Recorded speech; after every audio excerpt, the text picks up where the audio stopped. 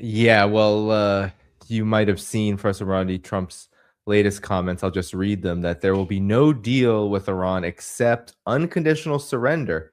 And then after that, the selection of a great and acceptable leader, apostrophe S. We and many of our wonderful and very brave allies and partners will work tirelessly to bring Iran back from the brink of destruction, making it economically better, bigger, and stronger than before. Iran will have a great future. Make Iran great again. I mean, this almost is beyond parody at this point. We even had Jesse Waters on Fox News. I don't know if you saw this. When Project Freedom was called off, he said that this is an attempt by the Trump administration to give Iran the ability to save face. And then Politico said that there were Gulf sources telling them that actually Trump is trying to save face with these measures to keep the war at this very low level and to keep the blockade going while also, not restarting strikes. There's a lot of contradictions here, but I think all of them point to a bit of confusion on the part of the U.S. Administration on what to do from here. Because, as you said, strikes could happen. I'm sure there are many in the side of the Pentagon Well, that want this to. tweet is from like minutes ago, I suppose. Yeah, this is minutes And ago. yeah, would indicate that he wants to carry out attacks, probably, and murder Iranian leaders. And this is the law of the jungle that the West has created for the world. Murder Iranian leaders, slaughter Iranians, probably kill a few more hundred kids. And Western media will pretend that, because Western media is as morally bankrupt as the regime itself.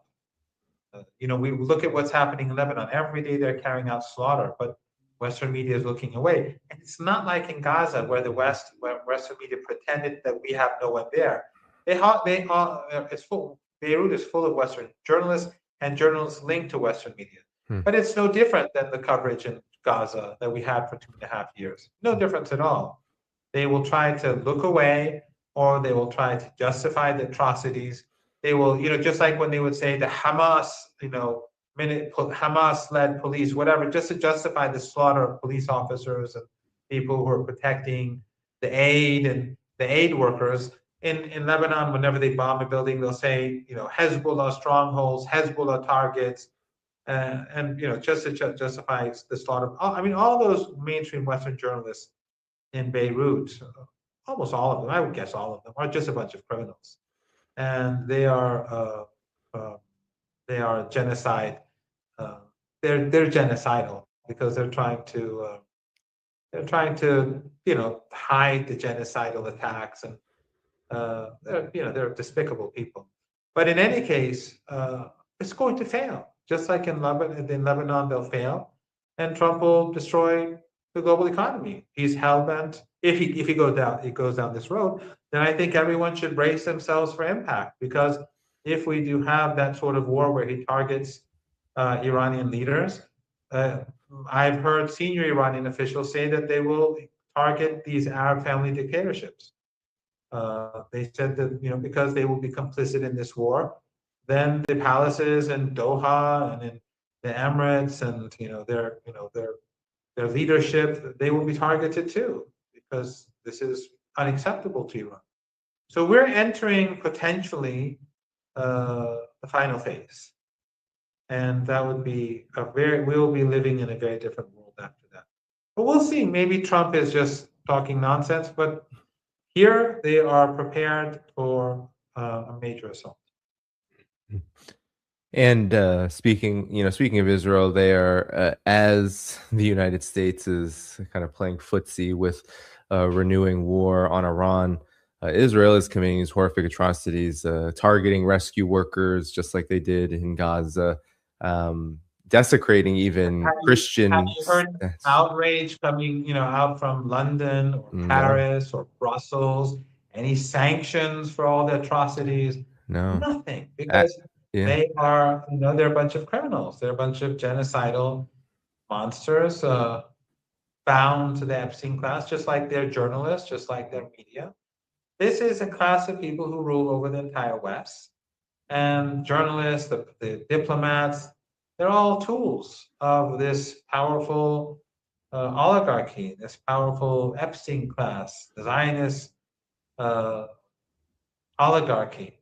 And so that explains everything. It's when it's there's no other way to look at it when you see families being wiped out every day in Lebanon, entire families being wiped out every day in different parts of the country, and no one in the West, even the Guardian none of them really, they don't care. Some may give some little limited coverage, and others will ignore it completely. But that's just uh, they're tools. It's just how it is. Yeah, and these are the same people who continue to debate and reject Iran's notion that Lebanon should be included in any agreement that is made to end the war or even the ceasefire. The ceasefire itself, Iran said that Lebanon and all fronts should be included. And the media, the Western They mainstream will be media, included. they balk at it. They They will balk be at it. included. Yeah, Right. they will be included.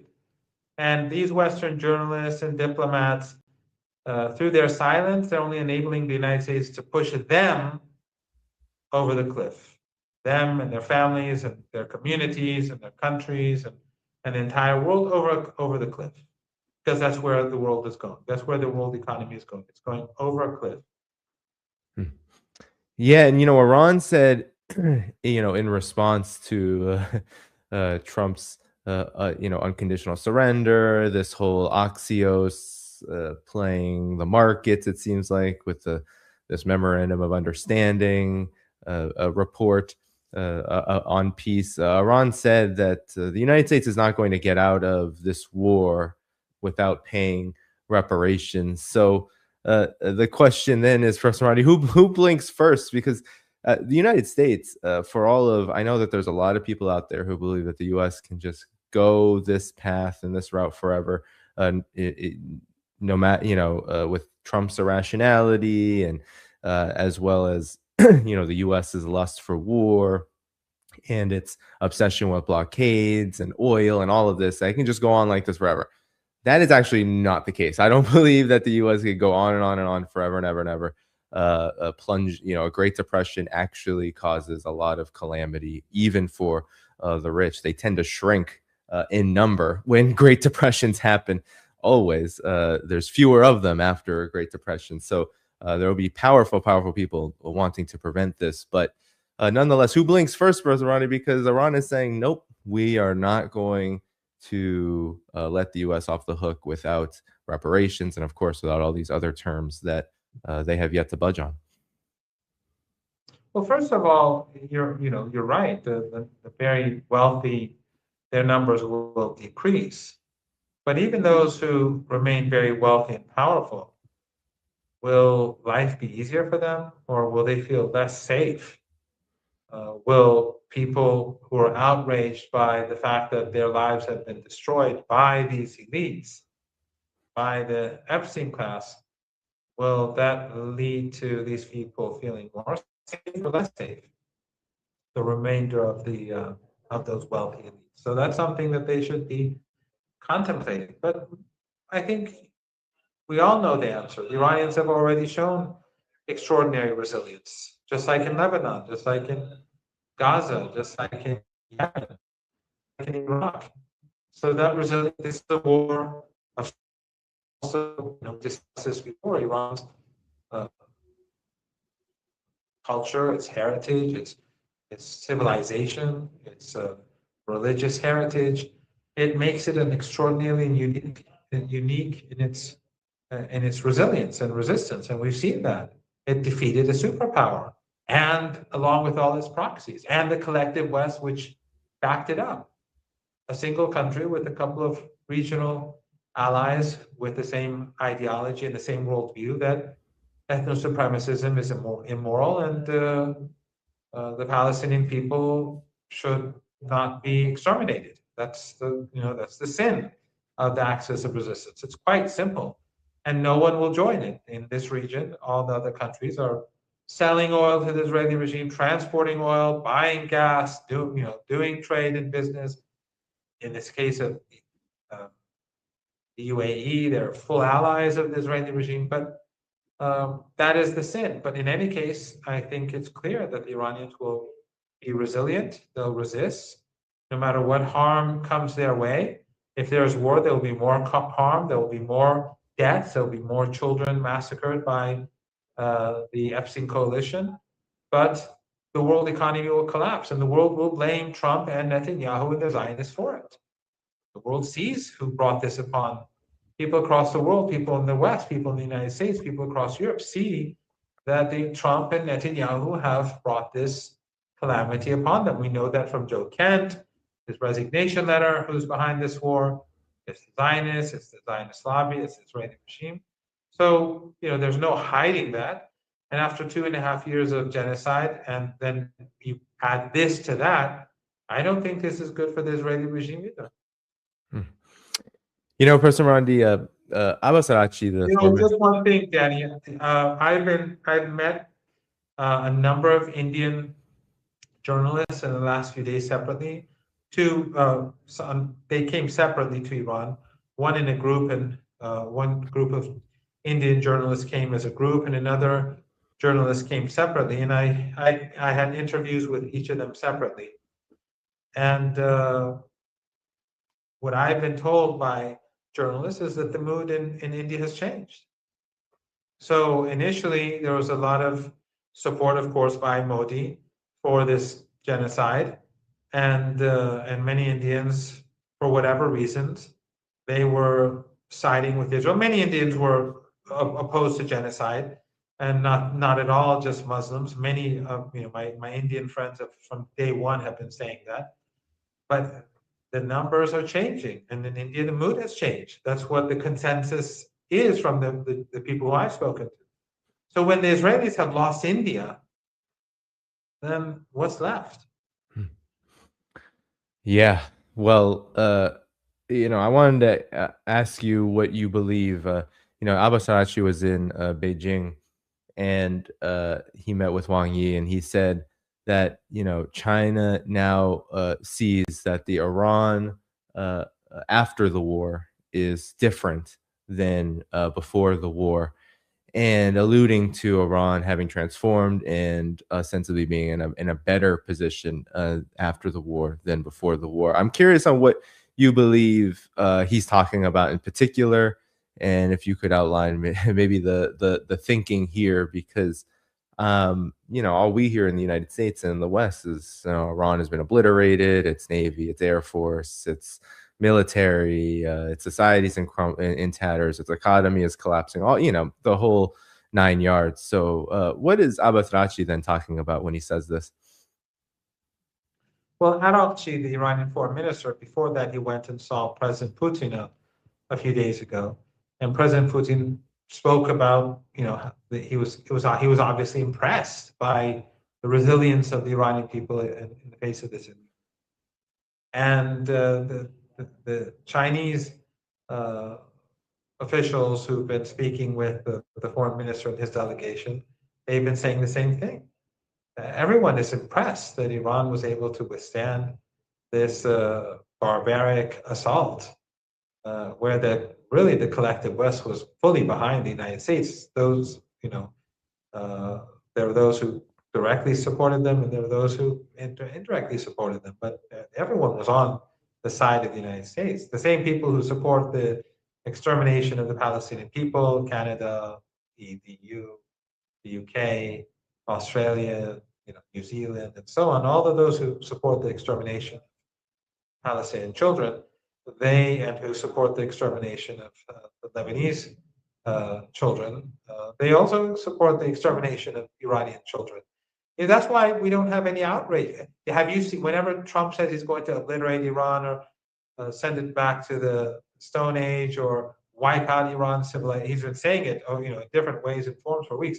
Have you seen a single Western government condemn this? Have you seen a single major, powerful Western journalist who has hundreds of thousands or tens of thousands or millions of followers tweet about this, how he or she is outraged? Have you seen Western like the Guardian or the New York Times say that this mass murder, he wants to commit a Holocaust, an unequaled Holocaust in human history? No, because they're utterly and they're utterly bankrupt. They're morally bankrupt. Hmm. So they, the day before yesterday, I was on Pierce Morgan's show once again, and he was saying that he brought so and so some fool on his show. I don't remember the name, and said he said that Iran has been utterly defeated, and it's only for political reasons that the United States has not taken the Strait of Hormuz, and Morgan was saying that he believed it, and I said, well, then just take it over, just move in.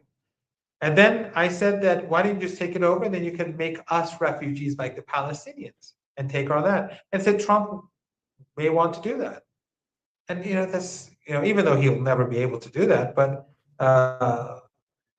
that's what happened to Palestine. And actually, there was a conversation before I was on air between these people on Palestine, and one of them, this old man who pretends to be like some knowledgeable person, like a really disgusting person, was saying how Israel is the only democracy. I mean, these genocidal maniacs stolen the land of the people of Palestine, sent them into concentration camps, and then wiped them out. They've been doing this genocidal. I mean, it's October the 7th is not the beginning of the story. It's one of the later chapters of this whole dark episode of history. But that's the Western political elite. So now they can say all they want that Iran has been defeated in the West, but outside of the West, and I think about many ordinary people in the West, they recognize that this was a major defeat for Trump and for the empire. And he can try his luck again tonight. I mean, with this tweet, perhaps that's what he's going to do tonight or tomorrow. But it's not going to improve his position. Again, it'll be a gamble, but he'll lose the House. Yeah, Professor Marandi, in the last 10 minutes or so that we have here, can you talk about the gamble, speaking of gambles, that the UAE in particular is making here? Because even in the reports about Project Freedom and the Gulf states like Kuwait and Saudi Arabia rejecting use of their assets, of the U.S. assets in their country to keep Project Freedom going. The UAE has been cited still as the loyal partner of the Trump administration. And we saw in the events of the last week how the UAE was playing along, it seems, with a kind of escalation narrative, claiming that Iran was striking them and that, that they were going to make Iran pay. And of course, the days have passed and they have done absolutely nothing. But nonetheless, it seems like the UAE has made a huge roll of the dice for the Israeli and U.S. side here. What do you make of this, and why is it happening now? Why is the UAE with this Strait of Hormuz crisis that the region is going through, that Iran has essentially taken full control of? Why would they do this now? Well, first of all, I wouldn't be too optimistic about Saudi Arabia or anyone else. And we don't know. I mean, obviously, it failed, the operation. And Trump tried to pretend that it was the Pakistanis who contacted and I'm sure it had nothing to do with Pakistan. This was just a failure. And it doesn't matter who said what or did what. But I wouldn't be too sure about the Saudis. And I know that the Iranians are not. They're carefully watching U.S. forces in the region, and if there is an assault, then the Saudis and the others they're all complicit, just like they were last time around. So we'll have to wait and see about that. Some report in some newspaper is not enough for us to make an assessment about the future, or even whether that was even true at all. Even if it was, doesn't mean that it's going to change the course of events in the days ahead. So we'll have to see about that. But the UAE is, it is a close ally of the Israeli regime. It has been pursuing policies to the benefit of the Israeli regime in Yemen, in Sudan. It has helped with the genocide there, and the genocidal war in Yemen, where back then it was allied with the Saudis. And of course, Qatar and Turkey and others back at the beginning, they were all in it together. But then when there was a fallout between them and there was a siege on Qatar, then Turkey and Qatar sort of distanced themselves from the genocide in Yemen. But in the Horn of Africa, throughout, in Somalia, uh, the the uh, the UAE has been a close ally of the Israeli regime. I think Mohammed bin Zayed is, just like Saddam Hussein, when these people are surrounded by yes men and people who won't tell them the truth, and they have enormous wealth, and whatever they want happens, they become delusional. And Saddam Hussein, it was because of his own, stupidity and uh, delusional behavior that he brought the destruction upon Iraq.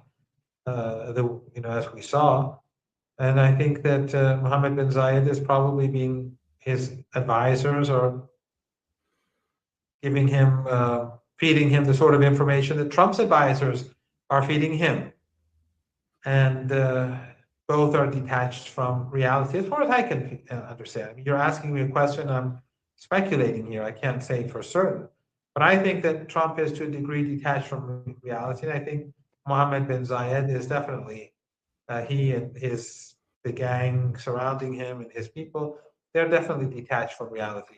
There's no doubt that people, yeah, in even in the Emirates. I mean, when the war was happening across the Arab world, people were supporting Iran. If you looked online and people were supporting Iran. The only people who opposed Iran were the Wahhabis and the Salafists, the same people who've been funded by the Qataris and the Saudis and the others for decades, and who are pursuing the imperial agenda. They've been doing that for decades, whether in Libya or Syria or Iraq or anywhere in the world, but or across Africa, Boko Haram and all these other criminal organizations. So except for them, people were supporting Iran and the axis of resistance. Why? Because they know these Arab regimes in the Persian Gulf are not doing anything for Arab people and for the region, and they're agents and proxies of states. And the Emirates is the worst of the worst.